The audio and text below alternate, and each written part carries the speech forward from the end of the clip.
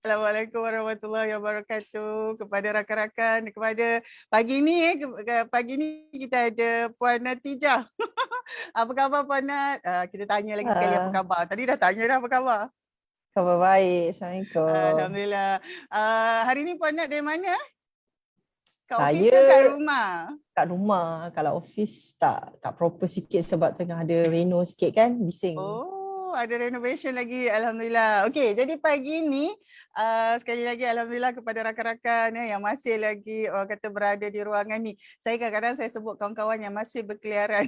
Sebab kadang-kadang belum masuk office lagi, tengah tunggu masa kan. Jadi ada yang tengah buat preparation. Jadi dia masuk dulu Facebook di jalan-jalan. Jadi kepada rakan yang pagi ni yang dapat kata pagi-pagi ni sebab Khamis ni pagi-pagi hari kerja dan pagi-pagi biasanya apa orang cakap susah sikit lah kita nak sembang pagi selalu kalau petang-petang malam-malam tak ada masalah. Jadi pagi ni kita ada Puan Nat.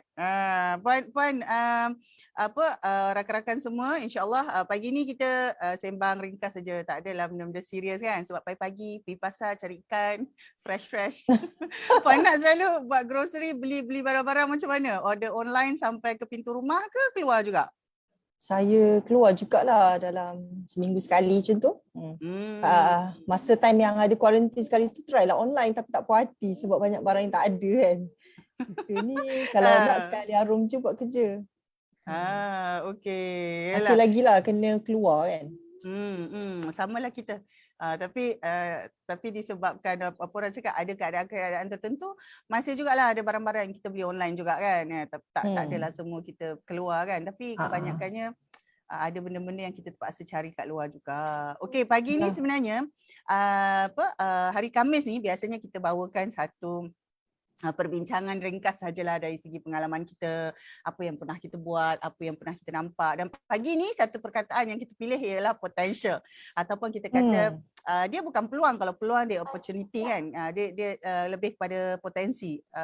Macam mana kita nak apa orang cakap, apa pengalaman-pengalaman kita dengan dalam maybe mungkin dalam keadaan personal dan juga dalam keadaan perniagaan. Jadi kita nak bualkan sikit ni. Jadi sementara tu kepada rakan-rakan pagi ni yang masih berpeluang, yang masih lagi tengah duduk-duduk minum kopi, kopi plus susu kambing tu kan. Jadi mungkin kita sama-sama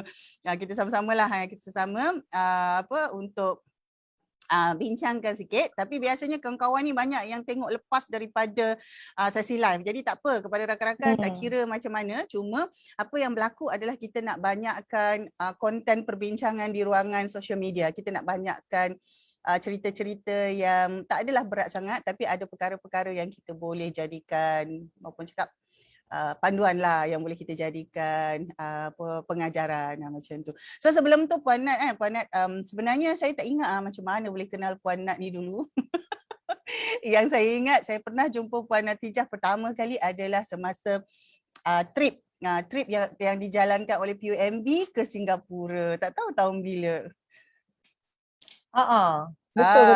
Ada satu tahun itu sebenarnya agensi-agensi kerajaan dia memang ada banyak aktiviti. Jadi macam saya dulu sebab saya pernah berada dalam senarai usahawan PUMB, maksudnya pernah ambil fasiliti PUMB, jadi banyak aktiviti training ke corporate tapi kita visit tak pernah jumpa dekat training kan? Tak. Kita jumpa masa trip kan? Dia ada corporate visit, dia ada training, dia ada program-program macam tu. Jadi pada satu tahun tu, saya tak ingat tahun bila, PUMB organize dia adakan satu program untuk pergi ke expo. Masa tu retail expo. Expo peruncitan macam tu di Singapura. Jadi waktu tu pergi dan saya rasa waktu tu pertama kali saya jumpa Puan Natijah. Satu bas masa tu. Satu bas masa betul. tu. Satu bas dengan ada a few juga kan kawan-kawan dalam FB juga. Ya, kita ada Puan Mas Liza. Kemudian yang kita ingat, yang saya ingat salah seorangnya adalah pengarah Pasaraya Sakan. Tak ingat nama beliau. Siapa lagi? Ada ramai juga lah. Tak silap saya. Liza ke apa nama dia? Jadi sebenarnya waktu tu ada juga banyaklah kita orang kata membina jaringan baru. Jadi macam saya salah satunya saya berkenalan dengan Puan Natijah. Kita berorak masa breakfast kan? Saya ingat masa breakfast. Lepas tu adalah Masa tu kau macam-macam masih lagi. dengan yang apa ni, yang childhood punya tu kan, business kan? Belum. Dah habis. Waktu tu dah Dah habis. habis. Waktu tu dah tak ada. Tak saya waktu tu Tapi saya saya kenal puan. Saya kenal puan dekat Facebook lah. Biasalah biasalah orang tu. masa tu orang terkenal kan. Tak Bukan kenal kita. waktu tu masa tu memang ramai orang kat Facebook berkenalan. Macam Saya tu. kenal puan dah. Lepas tu puan pun, lepas tu pun buat tanya-tanya. Sebab I rasa kita friend Facebook dah masa tu. Dan baru kita berjumpa lah. Kalau ikutkan maknanya Puan Natijah kan, Puan Natijah buat perniagaan sekarang ni, kira dah lama tau.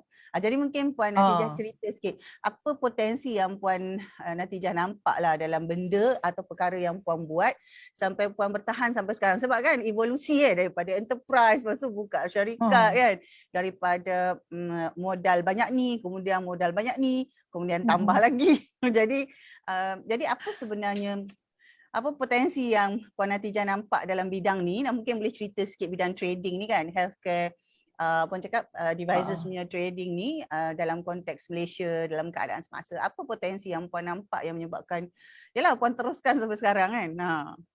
Okay, first of all, untuk Mera Medical ni asalnya sebab saya bekerja dulu dengan pembekal yang agak besar jugalah, importer dan dia distributor, dan ada banyak retail rangkaian dia lah.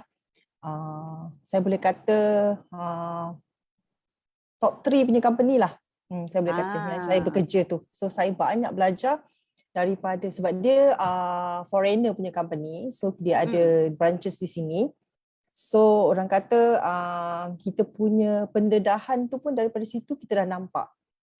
Dia dekat owner tu di Singapore, dan kita selalu ada meeting, yearly meeting pun kita akan kena pergi ke Singapore. And then kadang-kadang ada exhibition luar pun kita kena ikut jugalah untuk training Puan, punya tu. kalau macam kategori industri jenis bisnes yang Puan buat ni, dia dah jatuh kategori apa Dia healthcare lah, perubatan. Healthcare, medical healthcare. So untuk healthcare ni ada banyak. Ada dari segi pemakanan, ada segi ni. Yang terbaru ni device, dia panggil medical device lah, under medical device. So device ni pun dia ada ikut kelas-kelas dia. Ada yang kelas yang 1, kelas 2, kelas 3 macam tu kan.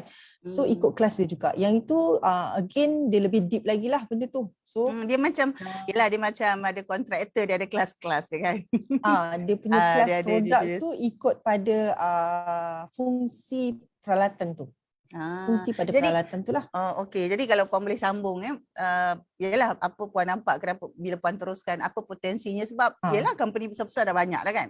Lepas tu Puan form pula company, orang kata company sendiri. Macam biasalah company sendiri, kita biasa kalau form kita tak adalah terus besar-besar kan. Biasa kita akan buat kecil dulu. Jadi kalau berbalik pada tu, apa yang Puan nampak sebenarnya kalau kat Malaysia potensi untuk macam Puan buat benda ni kan? Sebab asal dulu pun memang kita nampak potensi tu, sebab senang cerita kita ni dulu masa start pun kita punya mindset pun macam salesman. Sebab saya dah boleh buat 1 million masa tu, so saya macam cakap why not aku buat sendiri daripada aku buat untuk orang lain. Saya cakap macam tu lah. So asal dia tu memang nampak potensi duit lah. Sebab orang sales memang suka duit, kebanyakannya mereka. So saya punya asal tu memang nampak macam tu. But yang paling penting ialah saya sukakan produk tu sendiri. So saya suka produk yang membantu orang.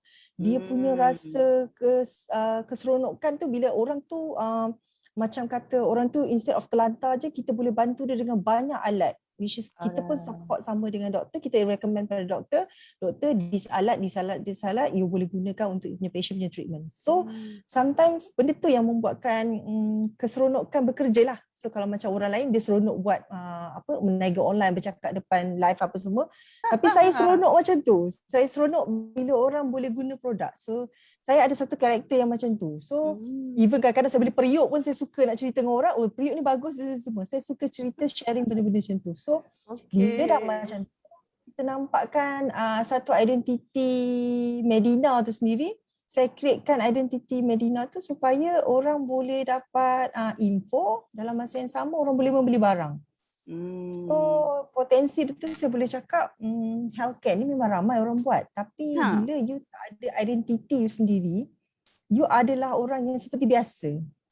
So saya createkan Medina ni supaya dia punya tu apa ni, orang kata cerita branding jugalah, tapi memang ramai dekat market, tapi yang betul-betul branding kan, positioning kan dia orang punya diri di market dalam bidang rehab kurang, saya boleh kata kurang.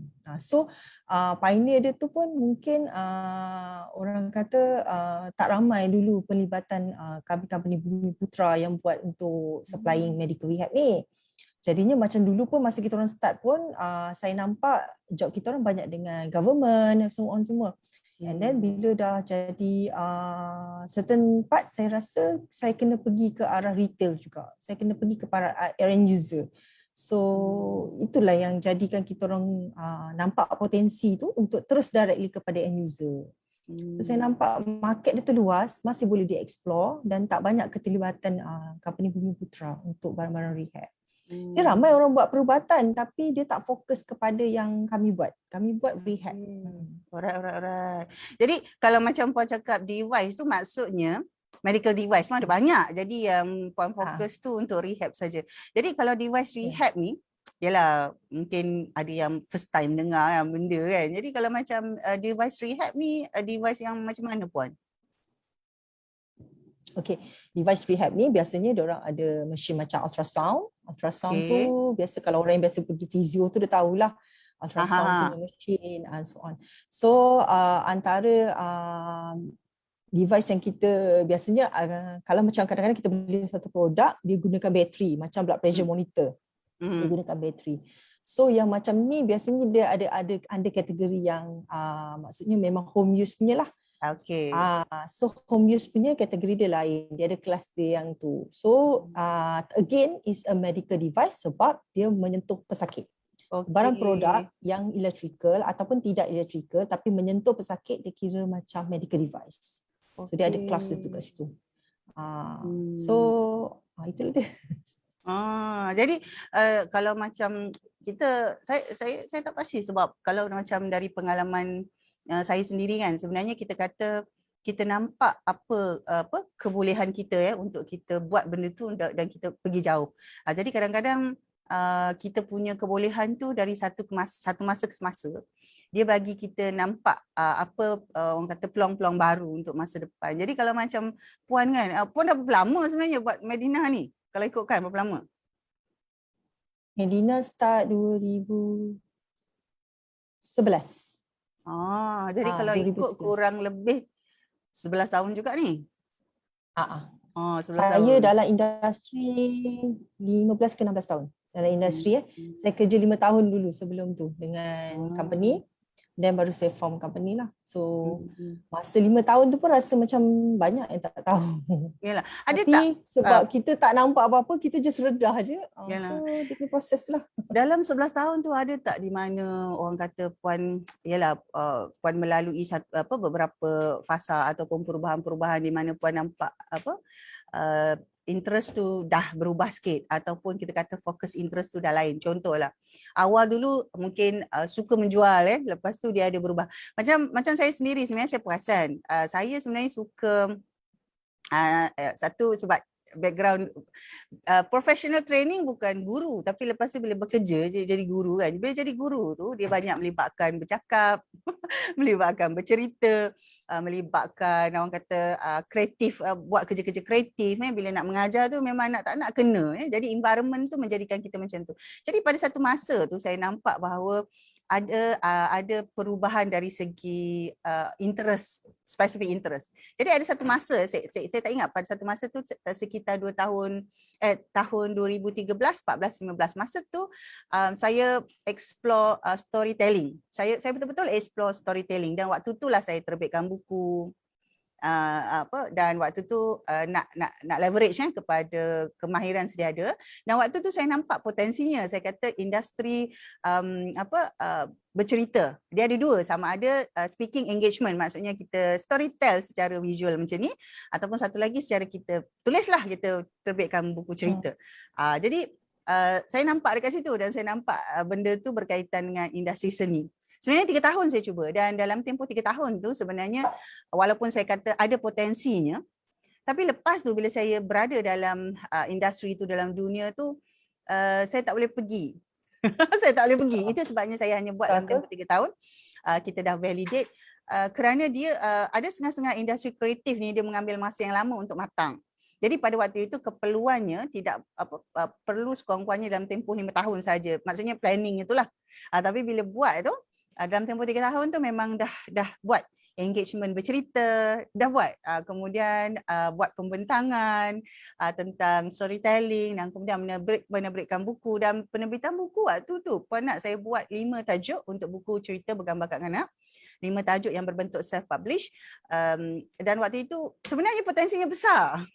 Sebab dekat Malaysia belum banyak lagi dihasilkan buku-buku cerita kanak-kanak yang orang cakap yang berkualiti dalam bahasa Melayu terutamanya, ataupun kalau dalam bahasa Inggeris dengan senario Malaysia, maksudnya identiti Malaysia macam tu kan. Kalau buku cerita, kalau tak percaya, saya rasa puan anak pun banyak beli buku untuk anak-anak.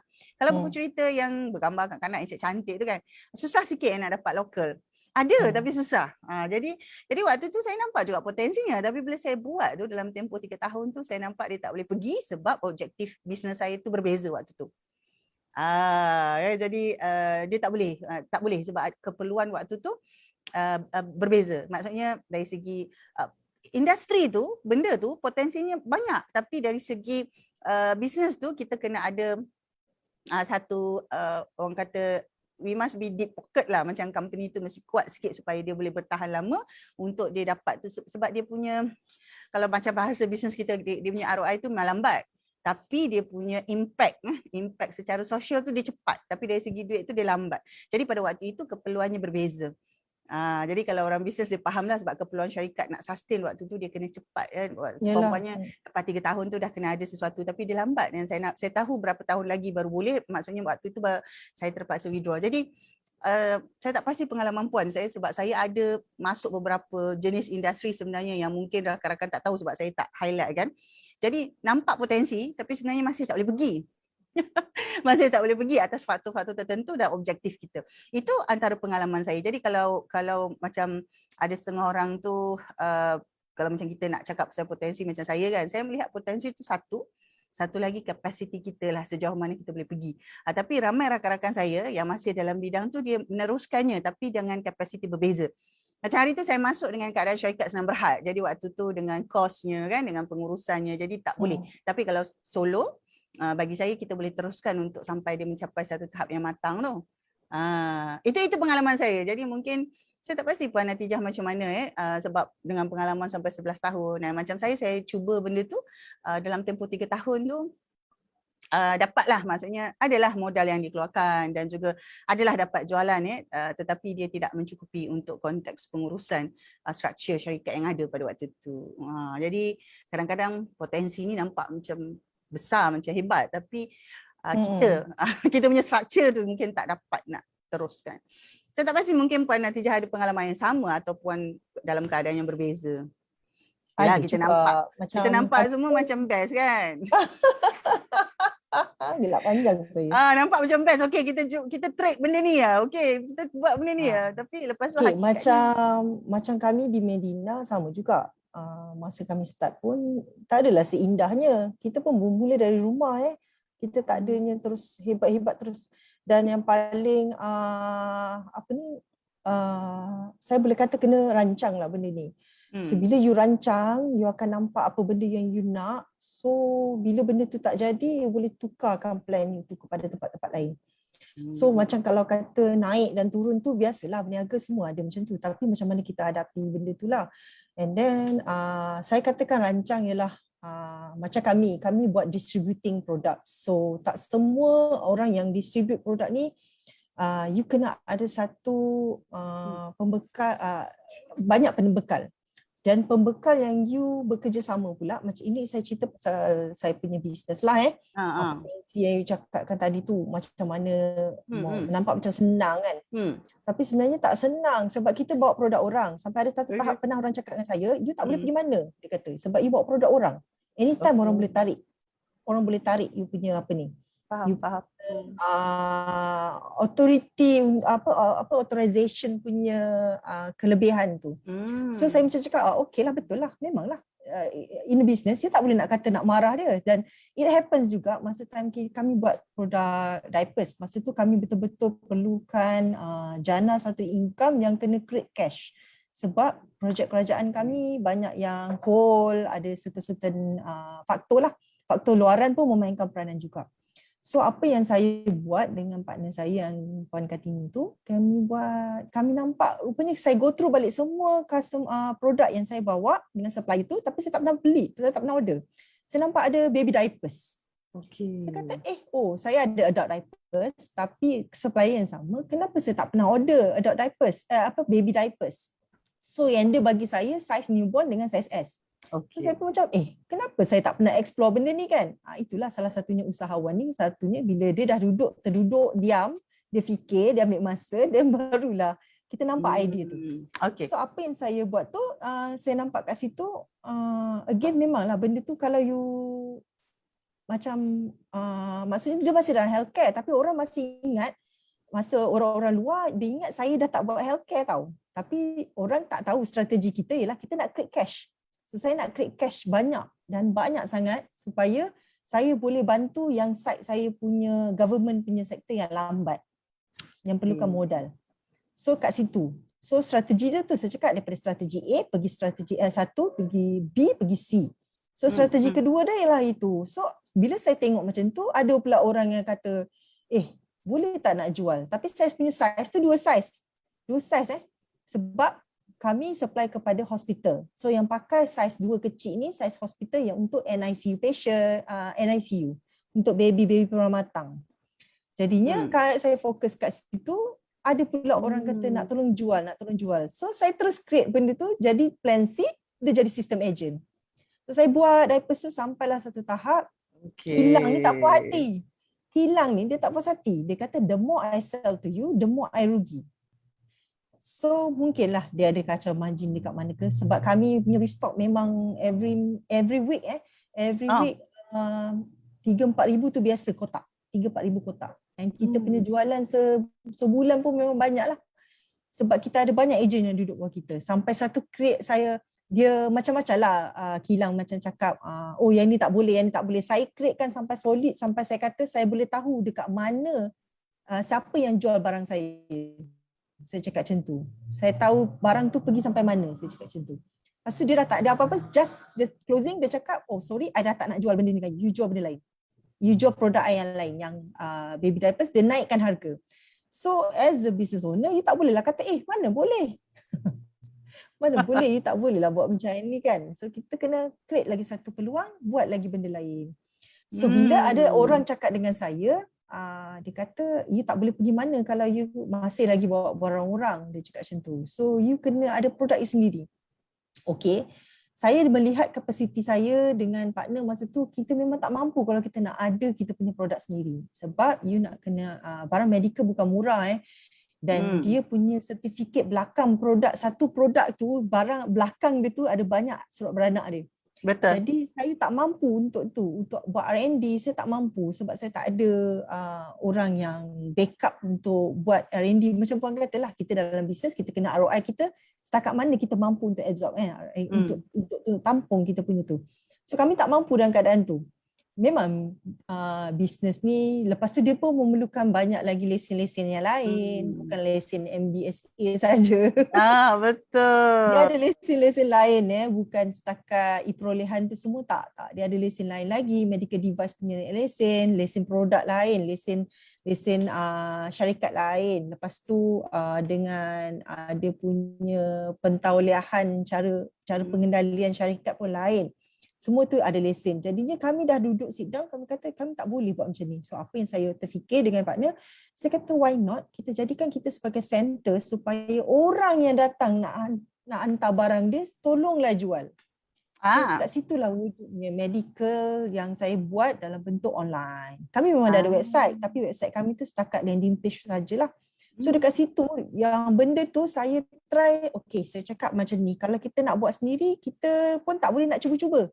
Saya tak mampu untuk bercuba-cuba. So apa saya buat, saya masukkan kedai kami tu, saya mulakan dengan barang yang laju dulu dekat online. Saya guna platform Lazada, Shopee. tujuan asal dia memang untuk belajar. Cara macam mana kita nak buat untuk kedai kita sendiri. Kita dah nampak dah vision tu, kita dah nampak 5 tahun dulu pun. Kita dah nampak. Tapi kita tak ada kapasiti yang I nak cuba-cuba je. Tak boleh. Saya tak boleh dalam keadaan macam tu. So saya kena buat dulu dan plan kita sebenarnya plan asal nak buat digital kedai sendiri. So kita guna strategi B untuk masuk dulu, guna platform orang, tengok macam mana. So kat situlah saya punya perjalanan tu ada atas, ada turun, ada naik, ada turun, ada naik. Tapi yang penting kita kena tahu goal kita apa dan kita nak apa sebenarnya. So daripada situ kita korek, oh potensi dia ada, kita ada potensi tu. Cumanya orang lain mungkin boleh terus directly, kita kena bersimpang siur lah sikit, kena buka pintu sini dulu, baru sampai dekat tujuan asal dia. Jadi kalau macam bila puan cuba tu kan, puan buat, lepas tu puan kata masukkan barangan yang laju dulu, gunakan platform online. Masa tu puan sebenarnya saya fahamlah sebab ramai usahawan sebenarnya dia dah nampak akhir tu apa dia nak buat. Tapi nak capai nak sampai tu mungkin dia kena ada exploration dulu, kena explore dulu macam-macam sampai dia dah faham selok-belok macam mana, baru betul-betul dia confident dia pergi laju sikit sampai kat situ. Jadi kalau macam puan kan, bila puan dah tengok tu kan, apa yang antara bila puan guna platform orang tu kan, daripada puan guna platform orang, saya rasa lama juga puan guna Lazada dengan Shopee, sampai sekarang masih ada, tapi maksudnya 4 tahun. 4 tahun dah. Jadi sepanjang 4 tahun tu kan, dah tahu waktu-waktu sibuk macam mana kan, waktu-waktu bila barang kena ada banyak, waktu bila, jadi bila puan sebut tadi macam setiap bulan ada dia punya kempen. Jadi bila macam puan kata tempoh belajar tu, jadi sepanjang tu adakah lepas tu puan jadi sangat orang kata maksudnya dah faham, dah selesa dan sekarang puan dah ada sendiri, maksudnya dah buat sendiri website yang ada e-commerce yang boleh beli ke situ. Jadi benda ni sebenarnya dia complement ke atau dia tak ada clash ke? Maksudnya dia tak mengganggu ke, sebab yalah dengan platform orang, platform sendiri. Tak mengganggu tapi dia menyerabutkan jugalah. Serabut juga sebab dia buka kedai online macam you buka kedai branches lah. You macam buka branch. Dia punya struktur semua sama. Lepas tu you kena ada orang yang jagalah. So kita tak pandang benda tu sebagai kesukaran, tapi kita take it macam satu benda yang challenge. So apa yang kita buat ialah melatih lagi seorang, Natijah lagi seorang Kartini untuk buat benda yang sama. So benda tu kita dah tahu, kita dah base dia. So maksudnya macam saya selalu cakap lah, business owner ni dia tak perlu buat semua tapi dia kena tahu. So macam saya dengan Tini, kita dah tahu dah, kita dah pernah buat kedai tu. So untuk buat lagi satu kedai dan panggil orang untuk duduk buat, tak ada masalah sebenarnya. Jadi yang penting you kena tahu base tu daripada awal. You dah tahu dah selok-belok dia dekat mana. So apa yang you nak tambah baik pun you akan lagi tahu lepas tu. So kena orang kata memanglah benda tu susah pada asalnya, tapi kalau you tahu apa yang, again you kena tahu goal you apa. So lepas tu nanti kita, sebab macam team kita memang every week kita buat meeting, jadi kita tahu kat mana kita nak kena perbetulkan, kita nak naikkan. So kadang-kadang ada orang dia tahu tapi lepas tu dia macam lost kan. So kuncinya ialah jangan cepat rasa selesa. You tak boleh rasa selesa.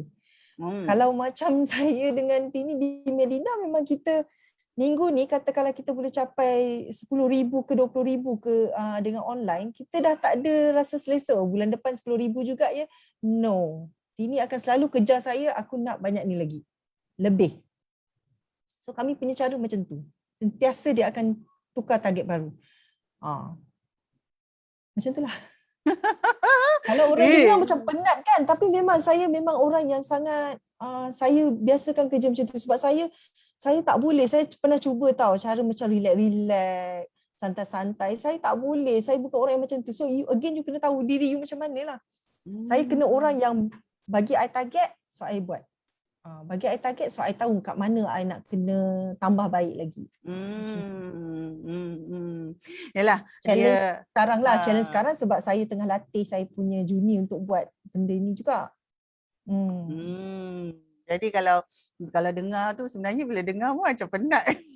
Bila dengar penat. penat. Sebab kita boleh imagine, saya tak pasti kawan-kawan kat luar sana. Sebenarnya macam bila Puan Nat cakap macam tu, sebenarnya saya Puan Nat tak boleh buat bisnes online. Saya dah cuba. Kalau Puan Nat tanya dropship, saya dah cuba.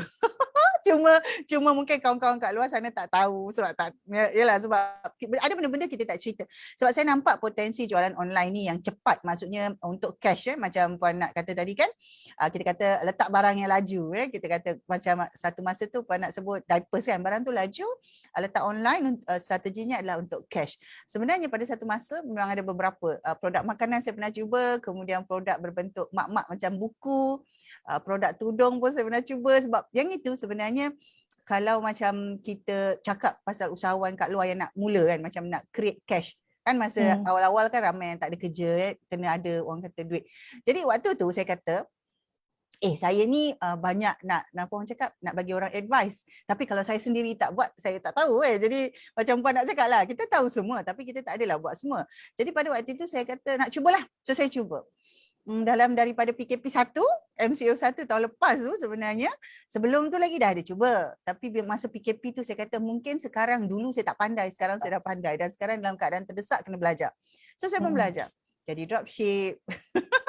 Dan kemudian masuklah juga kelas Shopee. Ada akaun Shopee buka tapi tak jual, jadi pembeli. Asalnya buka akaun Shopee tu nak jual tujuannya, tapi bila buat tu saya kata tak boleh handle ni. Jual bahan makanan, tudung, buku, saya dah cuba. Jadi antara salah satu perkara yang saya nampak waktu tu awal-awal buat jugalah sale tapi bila buat tu maksudnya kena ada capacity, sebab dia nampak macam senang tapi sebenarnya bila order tu masuk kan, you kena prepare. You nak kena prepare produk tu sampai dia boleh sampai kat you punya customer tu dah satu proses lagi. Jadi dalam keadaan sampai tu jawab review, jadi saya sebenarnya saya buat saya alami benda tu dan saya kata orang kata jual online senang. Kalau dropship saja mungkin senang sebab kita recommend je kan. Kalau dropship dia agak senang. Okey, kita recommend, orang beli, orang lain yang urus. Tapi kalau yang kita punya sendiri, katalah kita buka kedai. Kemudian kita dapat order nak uruskan tu. Kalau orang yang tak biasa, contoh dengan nak susun order, packaging dia, lepas tu nak pergi deliver, itu kalau sikit, maksudnya masa kita belajar, semua tu kita kena buat sendiri. Tapi kalau macam dah tahap Puan Natijah mungkin dah adalah disusunkan kan, memang ada orang courier yang datang ambil, boleh sebab dah ada volume. Tapi pada peringkat awal belajar tu saya nampak bahawa this is not for me. Saya dah cuba. Jadi bila saya nak bukanlah promote, bila ada orang datang dan cakap Puan saya nak buat bisnes macam ni, saya dah tahu apa dia punya cabaran ataupun dia punya halangan. Puan pun dah boleh advise kan. Dia orang tak nampak tau, yang bab pergi hantar barang tu dia orang tak nampak. Macam kami pun. Kalau dia tak datang ambil dengan kotak besar-besar tu, saya berapa kali bergaduh saja. Betul sebab salah satu saya punya job scope ialah bergaduh dengan courier service. Yang orang tak nampak. Dan saya takkanlah nak cerita benda tu dekat Facebook, tapi kadang-kadang sakit hati juga kan. Sampai 20 kotak besar macam tu saya kena sewa lori. So saya kata margin saya banyak mana. So you nak suruh saya sewa lori memang tak wujud lah. Dan orang tak nampak benda tu. Tapi betul lah Puan, macam Puan dah pernah cuba, Puan dah boleh advise kalau ada orang kata nak ni. Sebab dia tak nampak behind the scene tu tau. Betul. Kalau dropship lain dropship cuma kita recommend saja, kita tak handle semua tu. Tapi margin tak cantik lah kalau dropship. Betul.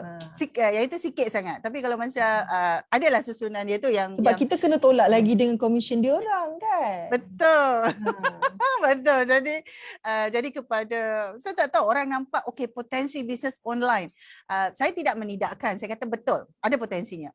Digitalkan bisnes anda, betul, saya setuju. Tapi di belakang tu sebenarnya ada cabaran. Potensi tu ataupun kita kata potensi ada peluang kat situ, dan pada masa yang sama dia ada cabaran. Cabaran tu yang orang cakap orang jarang cerita tau. Dia tak semua orang sanggup nak buat kerja bungkus-bungkus. Contoh, kita hire staff. Katalah staff budak tu mungkin budak degree lah contoh, kan budak pandai. Lepas tu kita hire dia. Dia kena buat kerja-kerja dia tak menjiwai. Dia tak menjiwai. Sebab dia punya imajinasi, dia masuk kerja dia dah pakai cantik-cantik, dah wangi-wangi, tiba-tiba dia kena duduk kat store buku barang. Dia kena duduk sebelah bubble wrap. Betul-betul, it happens to us. So saya macam kita tak boleh lah nak duduk termenung fikirkan kenapa jadi begini. Tapi kita orang just Betul. move on je lah. So masa kita interview budak, kita dah cakap dah, you don't expect yang you akan duduk cantik-cantik sini. So kita dah bagi tahu job scope you kena macam ni. Even saya sendiri pun saya buat bungkus. Jadinya jadinya tak payahlah nak kita maksudnya transparency, you dah cerita dah. Sebab you boleh cakap macam tu sebab you pembuat. Tapi kalau orang yang dia tak buat benda tu daripada asal, terus je ambil company tolong buatkan, and then bila dia nak dia nak buat sendiri, dia dah jadi susah. So kalau macam you daripada awal, you business owner, you dah tahu dah benda tu. You dah tahu kat mana, you dah boleh explain dengan orang yang nak datang kerja tu. So sama juga happen to us, sama juga orang ni dah experience, dia dah memang sebelum ni kerja office. So bila dia nak datang kerja dengan kita, kita cakap ni, bila dia masuk kerja, dia kata, oh tak apa puan, I boleh buat. Tapi bila dia dah masuk kerja, 2 hari saya tengok, saya kesian. Tapi sebenarnya, ini ialah kerja yang dia nak, yang dia minta, yang dia kata dia boleh buat. Tapi alhamdulillah lah bertahan lah juga sebab dia dah tahu dari awal. Kita tak ada nak cakap yang, oh nanti you senang je, kerja you senang je. Tampal-tampal je stiker kan. Untuk AWB. tak ada. So dia dah bersedia kat situ. So, yalah, itu antara benda sebab Puan Nat bila kita kata masa pandemik ni ada orang kata blessing in disguise, maksudnya banyak benda boleh didigitalkan, sales jadi cepat, kita tak ada kos banyak untuk sewa nak buka kedai banyak-banyak, tapi kita buka kedai online benda tu yang banyak diceritakan. Orang nampak potensi, saya pun tak meraguinya, saya pun setuju. Tapi bila kita lihat balik, bukan semua orang boleh buka kedai digital tu, tapi performance kedai tu ataupun semua orang boleh cakap potensi jual lah kat Shopee, jual lah kat Lazada, semua orang boleh, tapi potensi untuk apa orang cakap menjana betul-betul jualan tu dengan profitnya. Jadi betul. Satu lagi macam saya cakap lah, you nak tengok kedai you macam mana you punya perform kedai, kena tengok kedai orang. Saya suka instead of habiskan masa dekat Facebook, saya suka search Google. So itu memang saya punya habit lah kot. Kadang-kadang apa yang terlintas kat kepala, saya akan Google, saya akan search. Dan kalau orang tu punya company, dia buat apa-apa dekat Facebook kan. Contoh saya tengok dekat Facebook, saya akan terus pergi dekat link dia dan saya akan tengok, kalau dia ni bagus, dia punya website satu saya punya KPI saya kalau nak duduk lama dekat website orang tu, saya tak suka tunggu lama. Bila saya buka, kadang-kadang kawan-kawan macam, yelah orang tak minta advice, tak kita nak bagi. Dia orang buat bisnes online, contoh jual apa barang, baju lah yang paling banyak. Saya klik, saya bukan tak support, saya klik. Bila saya tengok, satu lambat, gambar cantik tapi lambatnya nak tunggu loading. So saya macam, terus keluar. Yang kedua, bila you buat jual baju, you pre-order. Saya sangat tak boleh terima. Kenapa nak pre-order kan? Itu pun dah buat saya walk out. So benda tu lah macam kadang-kadang kita kesian. Kadang-kadang orang ni buat bisnes, kita bukan tak nak support, kita bukan tak nak beli. Tapi sebab pre-order tu membuatkan kita rasa macam, tak boleh lah. Lebih baik saya cari apa yang saya nak. So macam itulah kadang-kadang you buat website, dah cantik dah, tapi kenapa orang tak beli? Sebab you tak tengok kedai orang lain. Cuba you tengok kedai orang lain. You ada benchmark kedai orang lain. So you tahu kat mana you punya you punya lag tu kat mana. So macam tu juga bila you berniaga di Shopee dan Lazada. Kenapa orang ni punya jualan banyak, kenapa you punya kedai jualan tak banyak? You kena tengok kedai orang lain. So instead of mencari salah orang, kita tengok kelebihan orang. Kat situ kita boleh nampak kita punya potensi bisnes kita pula. Saya yelah macam kena banyak habiskan masa tu, kena search juga lagi satu. Kita tak boleh shock sendiri bila tengok macam tu. Betul, bila dah ada kedai, what's next? You kena sentiasa, macam saya cakap lah, saya tak boleh hidup dalam keadaan selesa sahaja. Saya kena sentiasa ada benda baru saya nak kena fikir, nak kena buat. Jadinya macam mana nak tahu benda baru? Bila kita tengok kedai orang lah. Kita guna, dia ada buat macam ni lah. Menarik. Macam mana dia buat? So go through, carilah dekat YouTube, carilah dekat Google. Dia buat macam ni. Dan saya suka tengok dari Indonesia. Sebab dia orang agak ke depan daripada kita. So saya suka tengok dari Indonesia punya. Market dia orang, cara dia orang buat marketing and so on semua. Yang mana yang bagus kita ambil lah. Janganlah yang mengarut tu. Dia apa tu nama, apa orang kata kadang-kadang saya nampak kan kadang-kadang kita dikaburi dengan cerita-cerita, oh this is a good business, it has great potential, come join us, come do it. Jadi sebenarnya kadang-kadang benda tu memang betul, cuma dia bukannya kita punya capacity, kita tak ada capacity nak buat satu, mungkin kita tak ada passion kat situ, bakat kita bukan kat situlah ceritanya. Saya sebenarnya kan dah banyak kali cuba, kalau puan tanya saya sebenarnya bakat kita semua ada bakat menjual. Tapi bukan semua benda yang kita ada bakat nak jual tu. Tapi semua Puan Min bakat menjual. nak advise orang. So I think you are good dah. Dah bagus dah. Yang you buat ni. Kita boleh jual tapi bukan semua benda yang kita ada kemahiran nak jual. Macam Puan Nat kalau disuruh jual, contohlah jual sambal. Mungkin sales yang Puan Nat buat tu tak sebanyak Puan Nat jual Puan cakap jual diapers jari tu kan. Mungkin dia punya hasil tu tak seoptimum ataupun tak semaksima yang kita boleh buat. Jadi kadang-kadang orang kata, oh kita kena ada kemahiran menjual. Saya pun lihat benda tu kadang-kadang kesian sebab ramai orang frust. Dia bukan apa, bila kita kata, orang kata kita kena buat gini-gini ni, kita buat, lepas tu tak jadi kita frust. Sebenarnya dia tak jadi tu bukannya pasal bukan pasal kita kelemahan kita, cuma bakat kita bukan kat situ. Mungkin bakat kita kat tempat lain. Jadi saya tak pasti macam Puan Nat kan. Puan Nat pernah cuba ke jual benda lain dan Puan Nat ada pengalaman yang sama? Maksudnya bolehlah jual tapi tak seseronok ataupun tak sebanyak yang yang sekarang ni buat.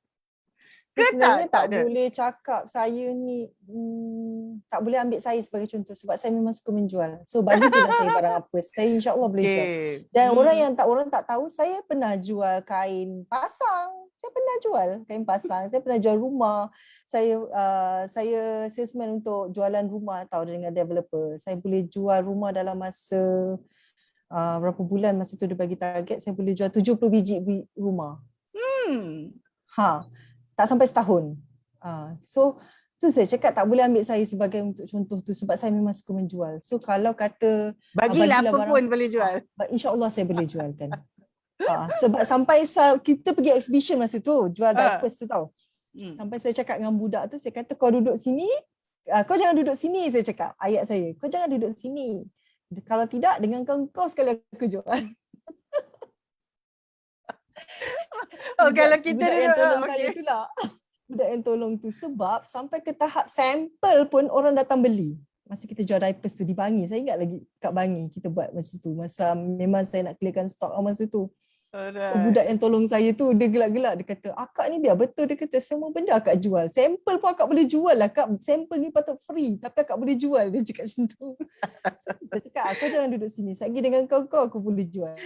So saya memang suka menjual. Jadi kalau faham ada orang yang dia susah tau. Dia susah nak jual. So maksudnya macam Puan cakap lah, sometimes kita kena agree dengan diri sendiri. Sebab macam saya lah, ada batasan yang saya tak boleh buat. Kalau ada batasan yang kita tak boleh buat. Tapi kalau you tak boleh menjual, adakah you ada orang yang merancang? So you cari orang yang boleh menjual, you rancangkan untuk dia. Sebab kadang-kadang ada orang yang dia ni mungkin kita boleh cari staff yang boleh menjual. Tapi dia tak nampak direction dia. So mungkin you adalah orang yang pandai merancang. So you cari budak yang boleh buatkan untuk you, dia buat jualan. So you have to get team yang boleh complement each other. Macam saya lah, saya tak pandai nak jaga duit, finance semua. So saya dah memang teamwork dengan Puan Tini, dia jaga kewangan. Jadi kat situlah, bila you tak boleh menjual, you jangan force. Kalau you dah cuba, you tak boleh, jangan force. So macam juga. Saya setuju yang tu. Saya setuju yang lagi satu macam saya jualan, saya kan jualan government apa semua. Saya paling susah nak kutip duit. Saya tak ada muka yang boleh minta duit. Saya tak sampai hati. So selepas saya menjual, saya takkan deal dengan orang tu dan akan minta duit ialah Puan Tini. Puan Tini yang akan chase payment. So saya ada kelemahan saya yang saya memang tak boleh buat. Saya kena akui yang saya tak boleh buat. Tapi kalau you suruh I jual, apa pun, insyaAllah I boleh jualkan. Cuma nak dengan tak nak je. Nak dengan tak nak je. Sebab you kena ada you punya fokus. Bukan you tak boleh buat tau, you boleh buat. Tapi kadang-kadang kita tak minat nak buat benda tu. Kita tak minat nak buat. Jadi buat apa kita nak buat? Kita dah macam kita tak enjoy nak buat benda tu. So kalau you tak pandai menjual, You tengok you punya potensi, you ni pandai merancang. So you jadilah perancang, you carilah budak-budak yang boleh ni, yang ni. Tapi again janganlah suruh jual bodoh-bodoh je. Okey. Kan bagilah commission. Sebab orang sale ni Hmm. motivated dia ialah duit. You bagi duit. Walaupun sikit you bagi duit, dia akan ni. Jangan cari orang yang gila duit sangat tau sampai dia tak ada perasaan. Tak boleh. Asyik jual je, entah apa yang dia Ah, buat. After apa dia sales jual service tak tahu kan. kan. After sales service tak bagus pun tak boleh. So kita kena tengok potensi kita apa. So jangan force diri. Yang penting saya selalu cakap you enjoy. You enjoy, then you go. Kalau you macam terpaksa menarik diri, rasa macam sedih sangat, buat pun tak ikhlas, tak payah, jangan force diri. Enjoy, you kena enjoy. Kalau you enjoy, you tak perasan pun. Oh, rupanya dah 11 tahun dah berniaga ngok-ngek ni. Kan? Entah apa-apa kan. Kita kata, Entah apa-apa je. dah 11 tahun. Jadi saya rasa tua sangat. tapi saya rasa saya banyak benda yang saya bila dengar tu saya kata betul lah, sebab saya sendiri kadang-kadang rasa macam sebenarnya semua orang boleh menjual kan, cuma dia nak tak nak, tapi kadang-kadang memang bukan bakat dia lah. Mungkin adalah bakat dia menjual tu, tapi mungkin 10%, 30%, ada setengah orang sampai memang 90%, 100% bakat dia menjual tu. Jadi betul lah kita kena, jadi kadang-kadang sebab saya pernah jumpa kawan-kawan ada yang frust sebab bila buat tu, yalah dalam satu geng, satu kumpulan tu kan, ada orang tu jual katalah sampai 100 unit. Yang ada setengah tu hege-hege 5 unit, 10 unit. Jadi kadang-kadang dalam grup tu dia jadi dia frust. Lepas tu bila dia kata orang motivate kan, katalah satu grup, orang motivate. Jadi dia jadi lagi rasa apa, ya Allah kata apa lagi lah dosa aku ni. Apalah dosa aku tak cukup. Saya tak suka bila orang kata apa, orang buat motivation class. Lagi satu yang saya rasa tak patutlah dicakapkan, you buat sale you tak dapat ni sebab you tak sedekah. Tak ni, tak tu. Saya tak boleh terima benda tu. Tak boleh cakap, you jangan permainkan agama benda macam tu lah. Saya macam tak boleh. Kalau macam tu saya selalu argue balik. Saya kata dan orang Chinese tu, diorang pandai berniaga tu, adakah dia hari-hari sedekah? Adakah dia hari-hari baca Quran? Tak juga kan. So saya macam jangan guna pasal soal agama lah. Again memang kalau you memberi you akan dapat balik. Yes, tapi you jangan jadikan satu benda tu keyword. You akan demotivatekan orang tau. Silat-silat orang tu boleh rasa macam aku dah buat sedekah apa aku tak dapat. Dia akan jadi terbalik. So saya selalu fikir macam tu.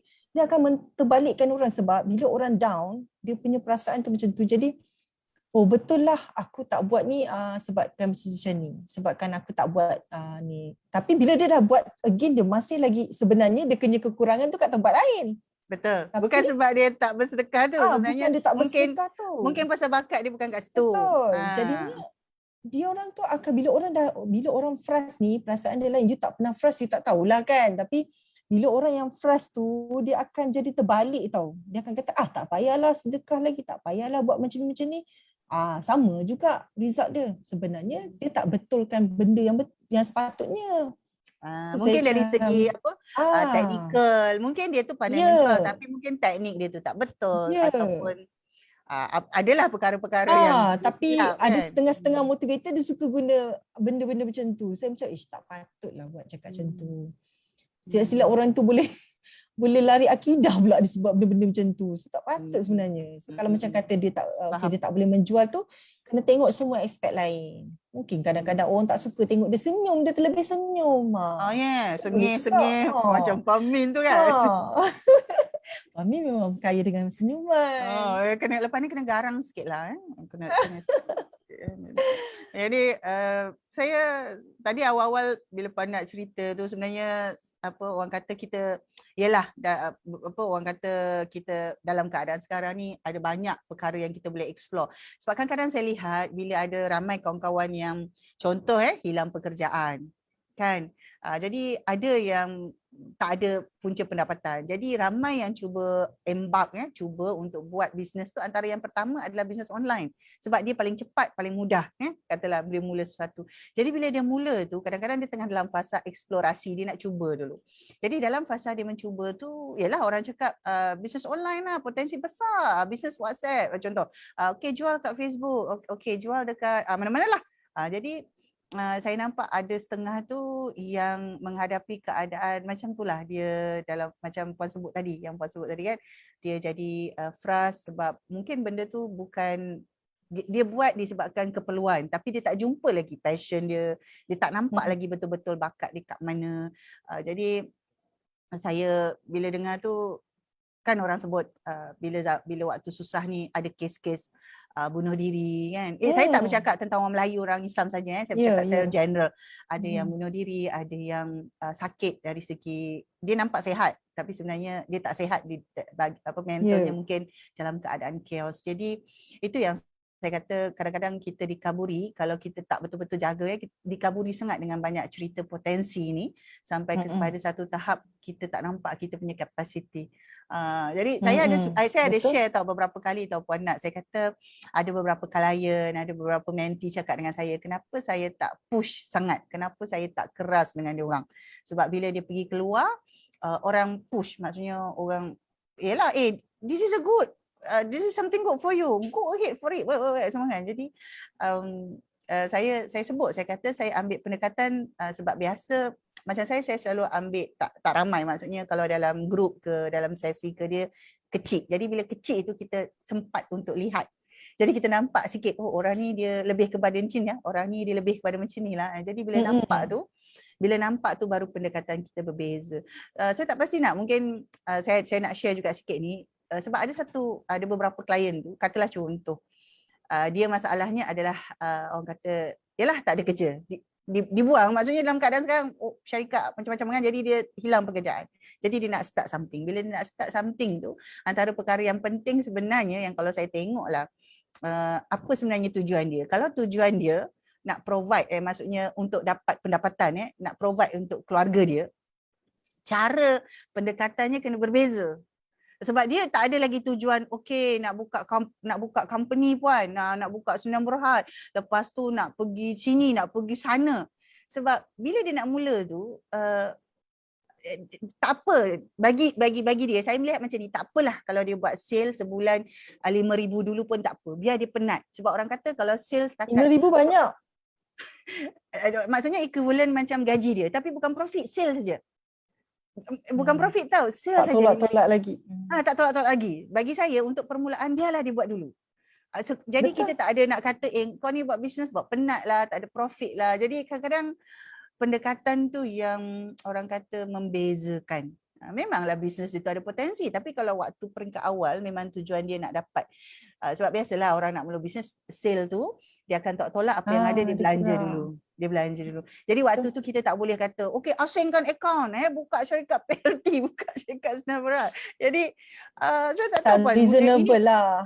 Betul. Ini pengalaman saya bila kita bercakap ataupun kita nak galakkan orang berniaga ni, bagi saya betul potensi tu besar, tapi kita kena lihat juga keadaan apa orang cakap, situasi sebenar. Situasi pendiri tu. Orang betul. Ada orang cakap kalau bisnes berjaya kita berjaya. Tapi saya melihat terbalik. Saya kata orang ni kena settle dulu. Kena settle, dia kena cukup makan dulu. Baru yang lain jalan. Dia kena cukup makan. Jadi saya tak tahu kalau Puan Nat ada orang kata saya boleh kongsikan satu cerita lah. Cerita ni saya tak pernah cerita dengan sesiapa kecuali kawan baik saya lah. Si Puan Tini dengan ada seorang lagi kawan baik saya. Tak pernah cerita dengan sesiapa. Even family lain pun tak tahu. So masa bisnes kita drop, masa tu yang saya ada coaching dengan yang apa tu kan, dalam keadaan drop yang saya cakap tu sampai nak bayar gaji kita pun tak mampu tau. Tapi saya perlu pergi office, tapi saya nak pergi office tu nak apa orang kata nak ada modal ni, nak pergi isi minyak. Saya bukan orang yang jenis tak ada tangan duit dekat suami, nak duit minyak ni yang nak keluar ni, nak pergi office. Saya bukan orang yang macam tu sebab kita ada komitmen kita sendiri, kita ada rumah yang kita kena bayar sendiri. So apa yang saya buat waktu tu, saya masih berniaga. Saya buat Grab. Tak ada orang tahu. Tak ada orang tahu sebab pada ketika itu saya rasa suatu yang sangat memalukan sebab saya dah buat bisnes dekat boleh sampai million, tiba-tiba saya kena buat Grab. Itu ego saya yang saya macam saya kata kalau seorang tahu mesti saya malu. Saya malu sangat. Memang saya malu. Puan, saya buat Grab juga tahan 2 minggu saja. Saya buat lama Puan. Saya buat lama juga. Saya buat sampai boleh dapat botol air. Wow. Sampai botol air dapat.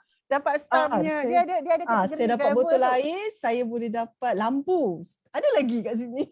Oh, okey, boleh jadi memento tu, pengalaman Puan. Saya buat sampai tahap tu sebab apa? Saya perlukan cash. So kehidupan ni bukan sebab you buat sale saja. You kena reasonable, you kena ada duit untuk makan. So kalau dalam keadaan sekarang, orang yang kata dia buat sale ni, you jangan harap pada satu. You kena cari lagi apa benda yang you boleh buat supaya you boleh dapat duit cash hari tu. Hari tu you ada duit untuk you proses untuk you punya perniagaan yang seterusnya. Okay. Kalau perlu buat part time, buat part time. Tapi memang struggle lah, penat saya buat daripada 8 pagi sampai pukul 5 petang. Bila saya tak ada kena pergi office. Sebab masa tu kita dah limitkan masuk office 2 kali seminggu. Sampai Puan Tini pun dia risau. Dia kata, kau betul ke kau buat ni? Aku risau sangat kau buat ni. Saya kata, I have to. Sebab takkan saya nak minta tak ada duit dengan husband saya untuk pergi kerja. Of course lah, husband dah tanggung hal rumah. Takkan dengan kita punya nak pergi kerja pun nak kena libatkan husband kan. Saya jenis orang yang macam tu. So, I have to do something. So, saya buat. Family semua tak tahu. I think abang saya pun dah tahu. Saya memang buat ni. So, itu yang saya nak share tu. Kalau orang kata dia susah ni, saya dah rasa susah tu back to 3 years ago, yang 4 tahun dulu. So, apa yang kita buat, itulah saya cari duit dengan cara buat Grab tu. Tapi yang itu just to cover, maksudnya just to cover the daily expenses lah. Ya, the cash dan boleh bayar duit kereta saya, okey lah. Sebab saya pun ada komitmen masa tu, ada rumah, ada kereta yang saya kena tanggung kan. So saya kena ni, at least saya ada duit minyak untuk pergi ke kerja. Dan kadang-kadang nak kena pergi jumpa customer, saya kena ada duit benda tu semua. Betul, faham. Untuk daily gitu. Memang struggle. So you janganlah nak samakan. Yang you tengok founder-founder tu, you jual barang dia, you tengok founder tu pakai duduk rumah mewah apa semua tu, you janganlah bandingkan diri you dengan dia. Sebab dia dah berapa tahun pula dia buat benda tu. So sama juga dengan kes saya tu. Saya tak boleh nak samakan diri saya dengan mungkin supplier-supplier yang sebelum ni yang saya pernah deal. Jadinya macam saya cakap lah, bila reasonable, pada ketika tu you memang kena buat. You kena generate duit yang bolehkan datangkan duit tu untuk you berbelanja balik untuk sell you balik tadi. Saya faham. Itulah saya pun jaranglah cerita, tapi saya pernah sebenarnya. Tapi kelemahan saya Puan, saya ada ciri-ciri disleksia. Jadi waktu saya buat Grab tu, saya sangat tertekan. Sebab orang disleksi orang disleksi ini dia ada masalah arah. Dah ada map dah ada Waze dah depan mata, dia boleh sesat juga. Jadi yang saya jadi buat Grab tu salah satu sebab saya pandai jalan kat KL, and then saya suka drive. Saya memang suka drive. Jadi itulah orang kata, bila you dah nampak you ada potensi suka driving apa semua, you buatlah Grab. Dan benda tu tak perlu modal pun. Macam tu. Betul. You kena tahu potensi you apa.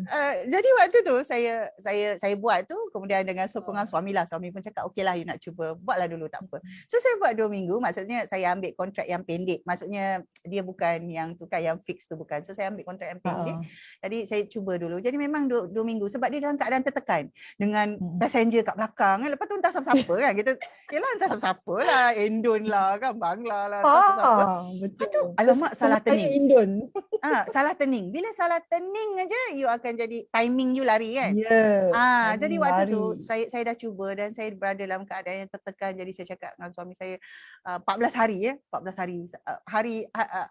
hari nak masuk 14 hari tu, saya memang cakap dengan suami saya, abang saya cuba lagi, kalau ni tak boleh lah, saya tak boleh kan. Sebab dia jadi tertekan, bukan sebab kita tak suka drive, kita suka. Betul. Itulah kita punya kapasiti tu. Kita nampak Grab ni adalah satu potensi sumber kewangan yang cepat, cash waktu tu. Yalah dalam keadaan susah semua benda kita sanggup buat kan.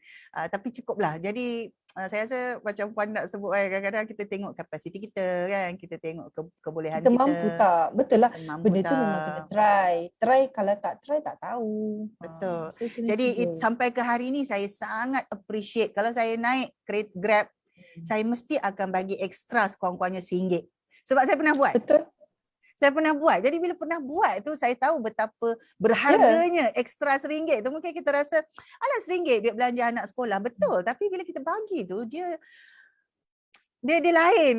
Jadi itu sebabnya saya kalau naik Grab, kalau kawan-kawan kat luar sana lah, kalau naik pun walaupun Grab tu nampak kita mewah sekalipun kan, tak apa, just bagi je. Lepas tu kita tak cakap pun, bagi je, tak cakap pun, ini ada extra RM1, tak cakap pun, bagi je. Tapi biasa driver tu yang akan cakap, Kan dia sendiri yang akan cakap macam tu. Jadi saya rasa pengalaman tu kan yang menjadikan kita banyaklah benda yang kita nampak. Dan kita jadi lebih sensitif. Maksudnya macam Puan lah, Puan kata Puan tak push orang sebab you dah tahu, you dah happy, you dah merasai benda tu kan, jual online susah sebenarnya. Jadi kalau you adalah orang coach yang jenis yang you macam maksudnya tak hands on saya panggil hands on coach yang tak hands on, yang you buat bisnes memang setakat you bagi pendapat tapi you tak go ground deep, you tend to be macam orang lain saya rasa. Maksudnya you push je. You mesti buat, Tapi sebabkan Puan memang dah rasa dah kepahitan dia jual online tu, Puan pun boleh cuba memahami dia. Tapi it's not as easy what people think. They said, okay, Grab is easy. Fast cash money. You just drive from one point to another point. Orang buat Grab tu. Kadang-kadang saya tanya, you buat berapa jam? Sampai malam Kak. Saya macam, wah laratnya kau. Aku dulu 8 pagi sampai pukul 5 petang. Sebab pukul 5 saya dah kena ambil anak kat sekolah. Yalah, betul. Ya, betul. Jadi itulah Puan Nat, pagi ni sebenarnya pagi ni kita macam saya sebut tadi, dia cuma kita berdasarkan pengalaman kita. Itu sebabnya pagi ni sebenarnya saya pilih satu perkataan untuk bawa Puan sama-sama. Saya kata, Puan, kalau saya tak ada kawan kan saya cakap seorang-seorang kan. Jadi bila ada kawan ni kita ada banyak sikit lah. Jadi kita harap Puan Nat, saya harap yang kita kongsikan ni ada beberapa poin lah. Kalau kawan-kawan dengar. Jangan ambil bulat-bulat kan. Ada beberapa maksudnya poin yang kena comeback balik, tengok diri sendiri. Betul lah. Betul. Jadi tadi Puan Nat cakap, dia kata dia tak ada cerita. Lepas tu 1 jam tengok Puan Natijah ada banyak cerita. Jadi kepada kawan-kawan kalau nak check lah, boleh Google saja Medina boleh jumpa Ya, Medina Healthcare. Tolong like sikit, tolong share. Follow lah kita pergi saja. Dekat Facebook ada, dekat dia ada website semua dia. ada. TikTok pun ada. Boy. Yang itu saya tak explore lagi. Saya tak mula lagi. Saya tak pandai. Saya tak mula lagi yang tu. Tapi adalah je account tu. Cuma ada apa dalam tu tak tahu. Kita dah lock nama tu siap-siap. Kemudian dekat Shopee pun boleh cari, dekat Lazada pun boleh cari. Tengoklah mana-mana yang sesuai, ada barang-barang, ada produk-produk keperluan tu saya rasa no harm, boleh je cuba kan tengok macam mana. So Medina Healthcare boleh cari. Puan Nat, terima kasih banyak. Hari ni hari Khamis. Sama-sama. Mungkin lepas ni Puan Nat nak pergi masuk office ke apa kan, ada meeting apa semua. Jadi saya ucapkan terima kasih banyak Puan Nat. Terima kasih Puan Nat. Kalau tidak pagi-pagi sembang seorang kan. Jadi untuk itu kepada rakan-rakan semua, kepada kawan-kawan Facebook semua, insya-Allah kita jumpa lagi dalam orang kata sesi-sesi yang lain. Kita doakan supaya adalah benda-benda yang dapat bukanlah mengubat jiwa, tapi maksudnya memberi kita satu harapan baru untuk kita terus dengan apa yang kita buat. Macam Puan Nat dah 11 tahun kan. Jadi semoga saya pun nak mengambil inspirasi nak buat sesuatu ni biar lama kan. So ni asyik 5 tahun tukar kan. Saya jadi banyak pengalaman. Jadi mungkin kena stay sampai lama sikit macam Puan Nat, insya-Allah. Amin. Saya doakan. Okey, terima kasih Puan Nat. Kepada kita ucapkan terima kasih kepada rakan-rakan semua yang menyokong kita, yang masuk tadi kita tak sempat sebut nama apa-apa sebab kita kan. Jadi semoga adalah kebaikan yang kita dapat, insya-Allah. Kita doakan semua baik-baik. Kita doakan Puan Nat insya-Allah bersemangat dengan partner terus lakukan apa yang sedia ada, membawa kebaikan kepada pengguna-pengguna produk rehab ni. Okey, terima kasih Puan. Assalamualaikum. Terima kasih. Assalamualaikum.